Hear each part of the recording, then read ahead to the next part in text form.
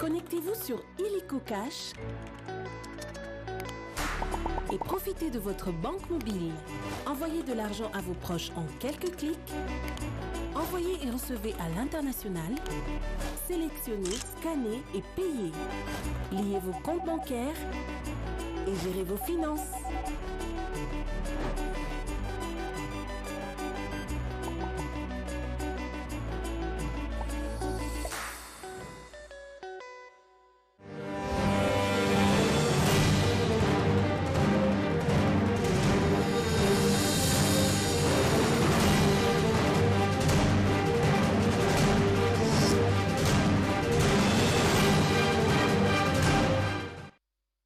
C'est pour moi de vous informer, madame, messieurs, bonsoir et bienvenue à ce festival de la soirée sur votre chaîne, la RTNC de développement. Le porte-parole du gouverneur militaire du Nord Kivu, le général de brigade Sylvain Ekenge, invite la population à la vigilance et à faire confiance aux forces de défense de la sécurité congolaises qui travaillent au front pour l'intérêt du pays. On l'écoute, le général Sylvain Ekenge. Les forces armées de la République démocratique du Congo informe l'opinion en général et la population du Nord Kivu en particulier que depuis plus de 2 jours, les terroristes du M23 soutenus par les forces de défense du Rwanda, RDF, ont mené des attaques sans succès contre les positions des FARDC à Bigega 1 et 2, Bougussa et Prémidis. Déterminés à défendre l'intégrité du pays, les forces loyalistes ont mis en déroute ces criminels tout en leur infligeant des pertes énormes. Après avoir constaté d'énormes revers subis par leurs protégés sur le terrain, les forces de défense du Rwanda ont, cette fois et à découvert, décidé de violer l'intangibilité de notre frontière et l'intégrité de notre territoire en occupant la cité frontalière de Bunagana ce lundi 13 juin 2022 aux environs de 7 heures locales du matin. Ce qui constitue ni plus ni moins une invasion de la RDC et les forces armées de la République démocratique du Congo tireront toutes les conséquences qui s'imposent et défendront la patrie. Les forces armées de la République démocratique du Congo, tout en exhortant la population à la vigilance, lui demandent de lui faire confiance, de ne pas céder à la panique, à la peur et à la désolation. On ne choisit pas ses voisins et finalement la question se pose si Paul Kagame vit en paix avec quel pays de la sous-région du Grand Lac. La dernière en date est la marche de protestation organisée à Bujumbura au Burundi. Les manifestants expriment leur désapprobation face aux attitudes belliqueuses du président rwandais. Images et commentaires. Ce samedi, des milliers de manifestants se sont rassemblés à la place de l'Indépendance au centre-ville de Bujumbura. Leur objectif principal était de protester contre le président rwandais Paul Kagame, accusé d'héberger les putschistes et d'entraîner les rebelles burundais, qualifiés de terroristes par le pouvoir de Bujumbura. Les manifestants composés de dignitaires comme les députés élus en mairie de Bujumbura, le maire de la ville, certains habitants de la capitale, les cyclistes appelés taxi-vélos et quelques motards ont circulé le centre-ville en entonnant des chants hostiles au président rwandais Kagame avec des écrits à la main sur lesquels nous lisions. Nous demandons à Kagame de laisser les réfugiés rentrer chez eux au Burundi. Ils se sont arrêtés à l'ambassade du Rwanda au Burundi. Ils ont chanté, dansé et hué le président rwandais.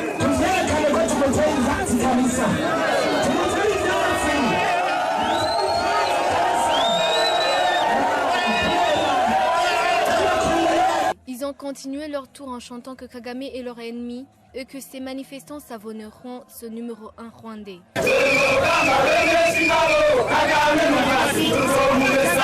Leur point de destination a été sur le lac Tanganyika, où ils ont encore dansé et croisé d'autres dignitaires comme Willy Nyamitwe, le conseiller principal en communication à la présidence.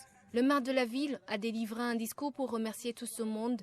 Il a prononcé avec insistance que le Burundi proteste contre le Rwanda et son chef d'État. Ces manifestations, organisées par le ministère de l'Intérieur et de l'Éducation citoyenne, se feront désormais tous les samedis avant les travaux communautaires. Les forces armées de la République démocratique du Congo engagées dans la traque de mouvements terroristes dans la partie est du pays en bénéficient et continuent toujours de bénéficier des soutiens et des encouragements de quelques compatriotes citoyens à travers ces propos recueillis par Axel Kayongo et Jacques Amosingal. Je crois que ça c'est une occasion salvatrice et je ne manquerai pas des mots pour nos vaillants héros. Moi je les appelle héros par rapport aux prouesses qui sont en train de nous montrer sur le terrain. Et les moins que je puisse dire que Dieu les garde et que toutes les forces soient là, qu'ils aillent loin parce que l'ennemi ne peut pas aller plus loin que ça. Parce qu'ils ont déjà détruit presque l'un quart de notre pays. Nous devons maintenant remettre toutes les choses et toutes les pondir en l'air. Le mot d'encouragement pour nous les étudiants, c'est l'amour. Personnellement, nous n'avons pas les moyens auxquels nous pouvons les envoyer, mais quand même nous leur donnons notre amour et tout notre soutien. Et que s'il y avait un moyen auquel nous devons assister et de soutenir, dans ce cas on l'aurait pu faire, parce que ça consiste en notre pays, c'est notre sol à nous. Et il s'agit de notre pays et de notre terre comme je l'ai dit. Alors notre soutien total et notre amour est donné aux FARDC, aux militaires congolais qui se battent jour et nuit pour nous. C'est d'abord les encourager à tenir. Parce que nous n'avons qu'un seul pays et que s'ils flanchent, nous tous nous flanchons. Notre courage, notre espoir et qu'ils reprennent la situation très très vite en main et que nous puissions pouvoir retrouver la paix, la quiétude que nous recherchons. Nos forces armées sont de vaillantes troupes qui doivent faire face à l'adversité.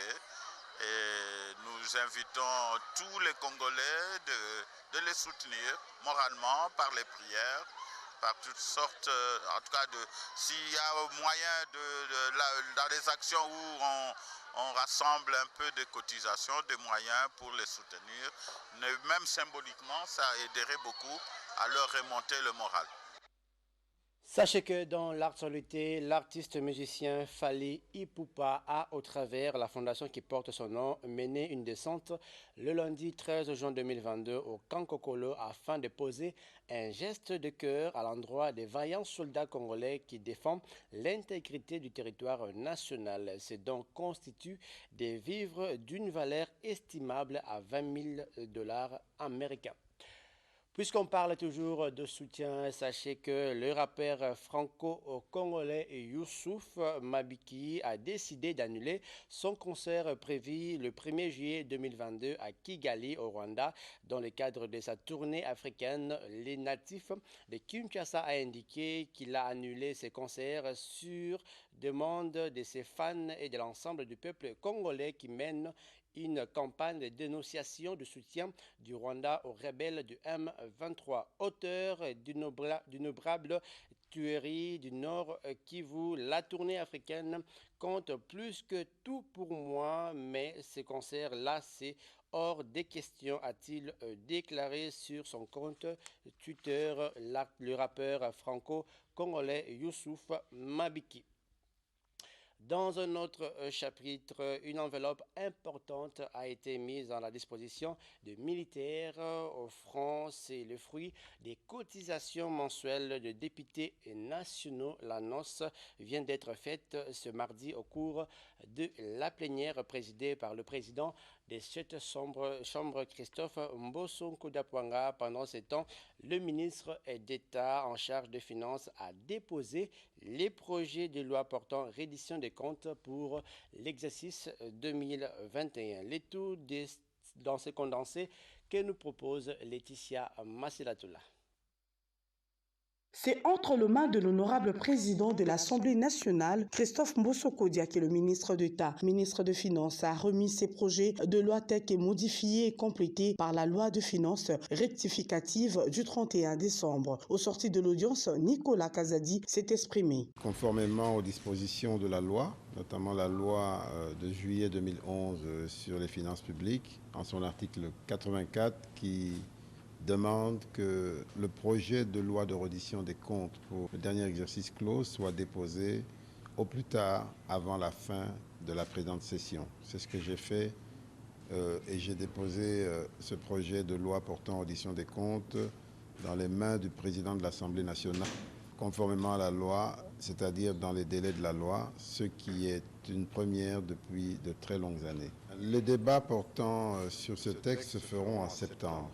Mais ce que je peux vous dire, c'est que le projet de loi portant reddition des comptes porte sur une loi qui elle-même est issue d'une loi, un budget qui est issu d'une loi rectificative, et donc qui était achevé en quasi-équilibre.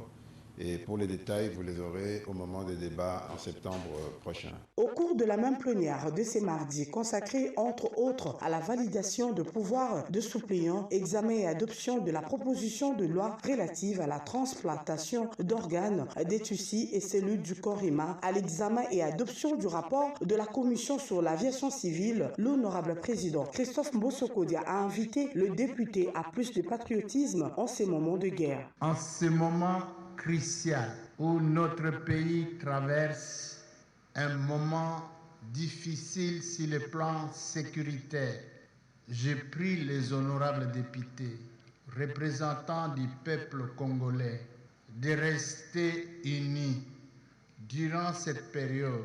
Faisons un effort de taire nos divergences, nos prières, nos regards, notre attention doit être tournée vers nos soldats qui sont au front et vers notre population. Une délégation de députés nationaux se rendra dans le tout prochain jour à Goma pour apporter leur enveloppe au commandement des opérations et au gouverneur militaire. Direction la Chambre haute du Parlement, c'est fait. Le Sénat a voté au cours de la plénière marathon tenue à la Chambre haute du Parlement la proposition de loi modifiant et complétant la loi de 2006 portant organisation des élections à tous les niveaux en République démocratique du Congo. Laetitia Massela nous en parle. Le vote de cette loi par la Chambre haute intervient environ 10 jours après son examen en première lecture et adoption par l'Assemblée nationale. Au Sénat, sous la supervision du président Modeste Bahati Lukwebo, la commission PAJ a travaillé d'arrache-pied en examinant les amendements envoyés par des sénateurs pour enfin doter le pays de cette loi importante pour l'organisation des élections prévues en 2023. L'innovation apportée par les Sénats à cette loi, c'est l'introduction de l'article 13 bis en vue d'inciter les femmes à se représenter en attendant la mise en œuvre effective du principe de la parité. Le président du Sénat a saisi cette occasion pour souhaiter en son nom et celui de tous ses collègues sénateurs un bon, joyeux anniversaire au chef de l'État, Félix-Antoine Tshisekedi Tshilombo. Chers collègues sénateurs, nous allons évoquer un anniversaire, c'est celui du président de la République, chef de l'État, Son Excellence Félix-Antoine Tshisekedi Tshilombo, qui fête ce jour ses 59 ans d'âge. Au nom de l'Assemblée plénière et au mien propre, je lui souhaite un bon anniversaire. Il faut noter que la commission paritaire Assemblée nationale, Sénat, pour harmoniser le vu, d'autant plus que la dite loi a été votée dans 2 termes non identiques avec la Chambre sœur. La loi électorale était parmi les principales matières inscrites à l'ordre du jour de la session de mars qui se clôture déjà ce mercredi 15 juin. Parlons enseignement primaire, secondaire et technique à présent dans ce journal. Sachez que plus de 20 écoles de la commune de Mongafula ont bénéficié d'un lot important de kits pour l'hygiène et l'assainissement de milliers scolaires. En l'occurrence, de l'école Toubaï et les complexes scolaires Mongafula ont reçu ce mardi la visite des responsables de l'Institut supérieur des sciences infirmières pour la remise officielle de ces dons. Florikande Bakinama nous en parle. C'est un lot composé essentiellement de savons, brosses, poubelles pour la cour scolaire, corbeilles pour les salles de classe, lave-mains et bidons d'eau pour booster les écoliers et leurs enseignants à l'hygiène et l'assainissement de milieux à travers le projet d'amélioration d'hygiène dans les écoles. Une initiative de l'Institut supérieur en sciences de santé en collaboration avec Arabia Fondation et le gouvernement de Navarre. Je les remercie parce que grâce à ça, nous savons les gestes barrières. Avant, nous ne savions pas comment trier les déchets, mais après la formation, nous savons maintenant que nous devons trier les déchets.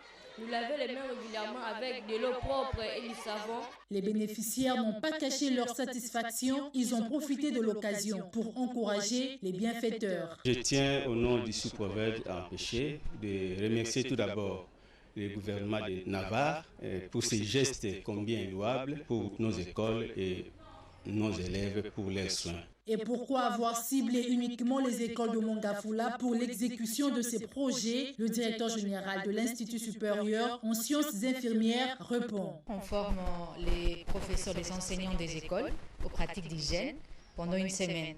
Ensuite, ces professeurs, ces enseignants vont former les élèves et les autres enseignants et on constitue la brigade d'hygiène qui existe en fait dans chaque école, mais c'est comment les motiver à nouveau pour que ces élèves aussi, à leur tour, motivent leurs pairs, leurs collègues, leurs camarades.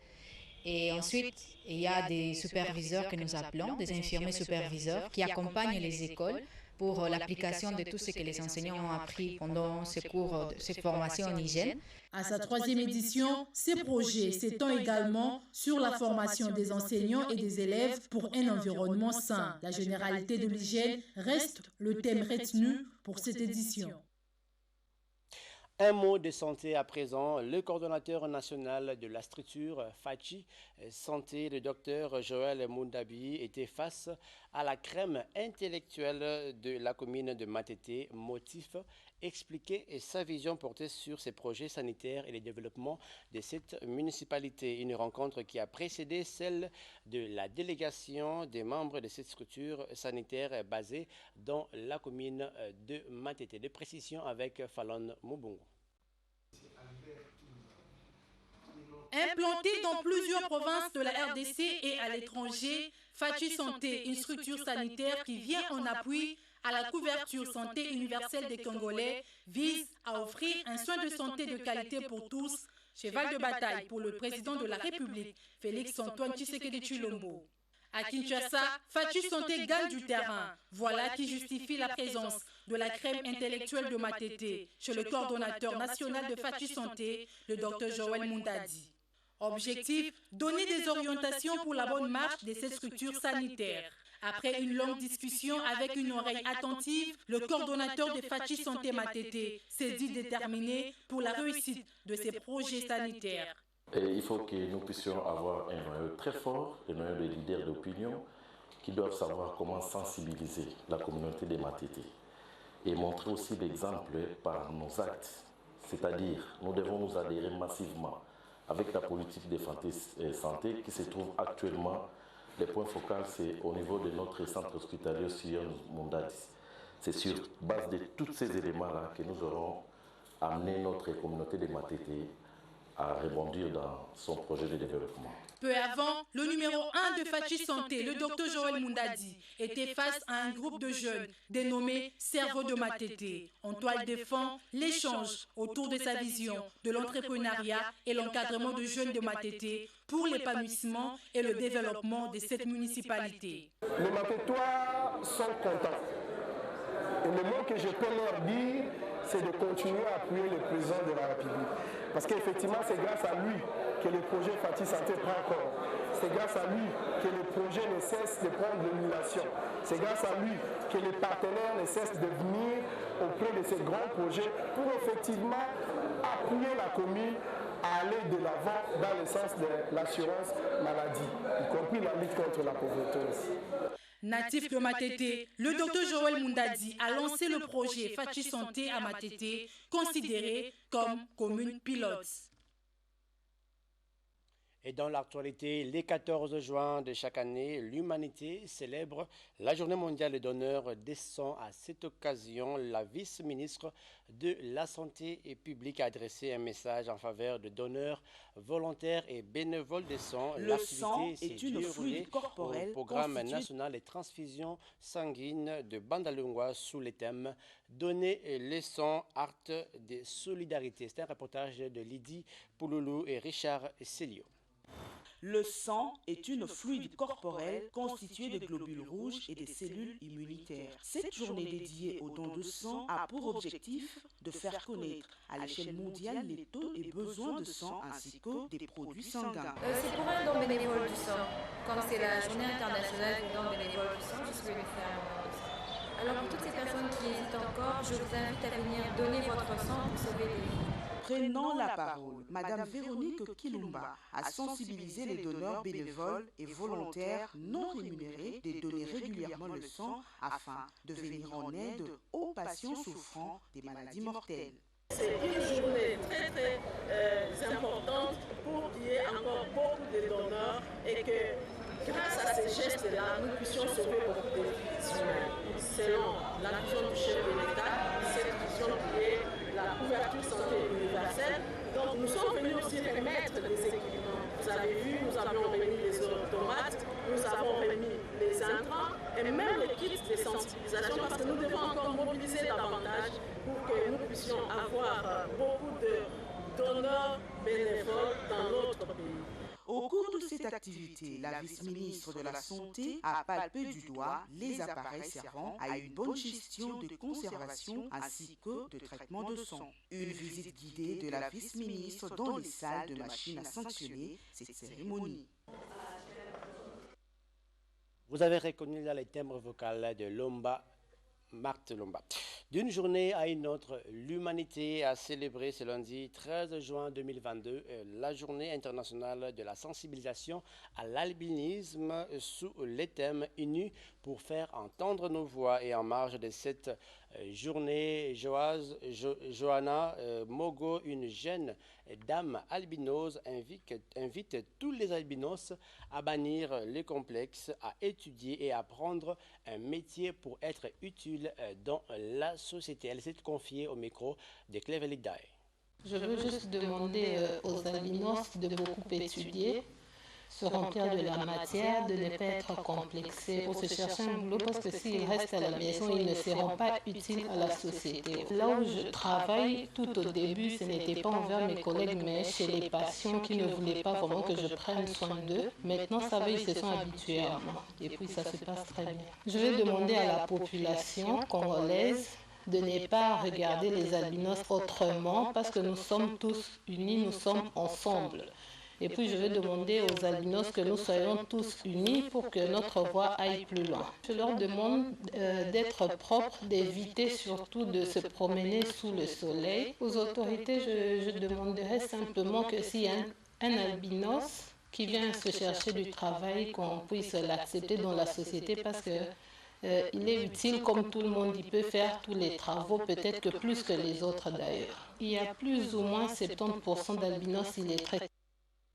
Parlons société à présent dans ce journal. L'insalubrité est la source de beaucoup de maladies. Pour ce faire, le médecin chef de zone Kalamou 2, ensemble avec le centre de santé Ike, la police nationale congolaise ainsi que les chefs des quartiers et des rues ont tenu une réunion en vue de trouver des voies et moyens pour lutter contre l'insalubrité qui a élu domicile au quartier Yolo Nord, Sud et au quartier Kimbango. Jacques Amosingal était là pour le compte de l'RTNC de développement. Le constat est amer au quartier Yolo Nord, Sud et quartier Kimbango. Les maladies hydriques et autres sont récurrentes dans cette partie de Kalamou. C'est ce qui justifie la réunion entre le chef du quartier, la police et les médecins souciés d'apporter une solution à cette situation. Madame Major Mado a exhorté les chefs de quartier à sensibiliser la population sur les traitements des déchets ménagers. Le responsable du centre de santé Ike tient au curage de la rivière Kalamou. Ces derniers temps, il y a une petite négligence. L'environnement est devenu trop sale. Il y a des maladies qui viennent souvent causées par rapport à l'inondation. Et puis on a eu le temps de faire des études.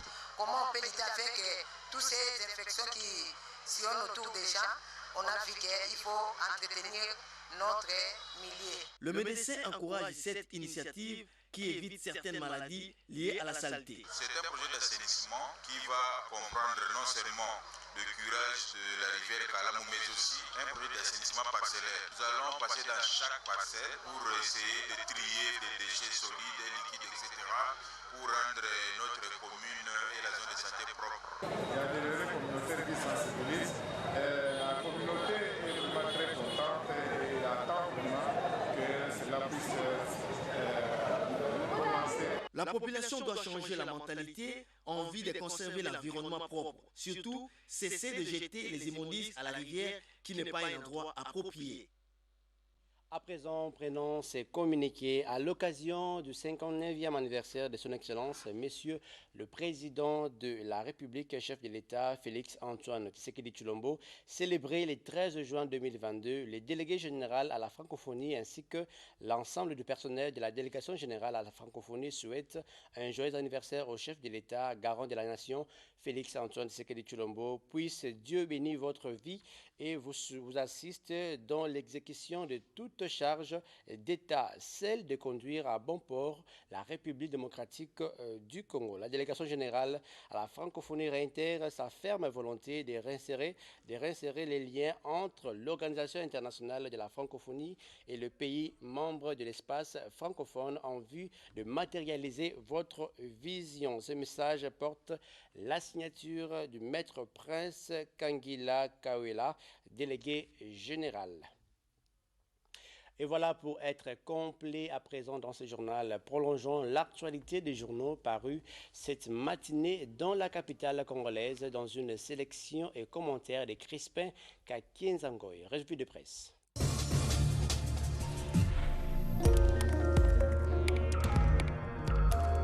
Bonjour.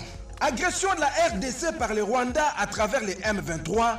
Pékin, Moscou, Londres, Washington et Paris condamnent cette atrocité, constate Forum des As. Selon le journal, l'agression du M23 dans l'est du pays ne s'arrête pas malgré les condamnations de la communauté internationale. Depuis la nuit de ce lundi 13 juin, la cité de Bunagana, dans les territoires de Rutshuru au nord Kivu, est sous contrôle des éléments du M23 appuyés par l'armée rwandaise. Et aux confrères de signaler que le vice-premier ministre en charge des affaires étrangères, Christophe Lutundula, a présenté la situation aux ambassadeurs des pays membres du Conseil de sécurité qui ont condamné de façon unanime cette agression. La RDC se réserve le droit d'agir par tous les moyens pour la sécurisation de son territoire, conclut les Canards.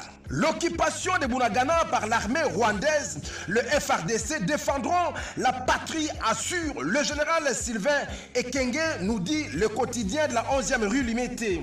Dans une communication officielle faite hier lundi 13 juin, écrit le confrère, les forces armées de la RDC confirment l'attaque de la cité frontalière de Bunagana, passée désormais sous contrôle des rebelles du M23 après d'intenses combats avec les forces gouvernementales. Et au quotidien d'ajouter que le porte-parole du gouverneur militaire du Nord Kivu demande à la population de faire confiance à son armée, de ne céder ni à la panique ni à la désolation. Le général Sylvain Ekenge affirme que les terroristes du M23 ont été soutenus par les forces de défense du Rwanda qui ont cette fois attaqué à découvert.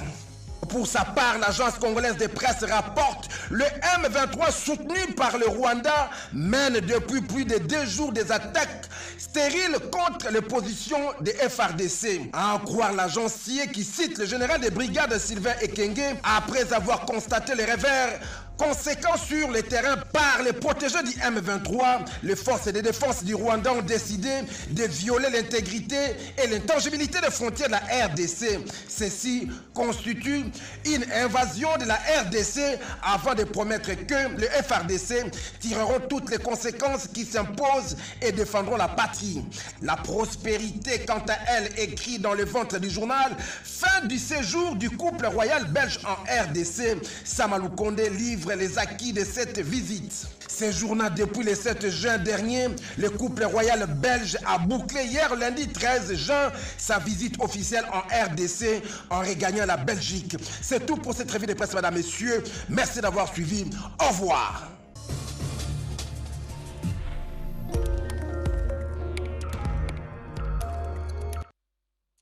Merci beaucoup Crispin Kakenzangoui pour cette belle sélection. C'est également la fin de ce festival d'actualité, mesdames, messieurs. Merci de l'avoir suivi. Disons tous merci à la grande équipe technique, particulièrement à celui qu'on appelle Seth Ndosimao et Noc Makesse. Ce journal a connu la coordination et l'orientation de Poncien et Tchusungu Mamba. Au revoir.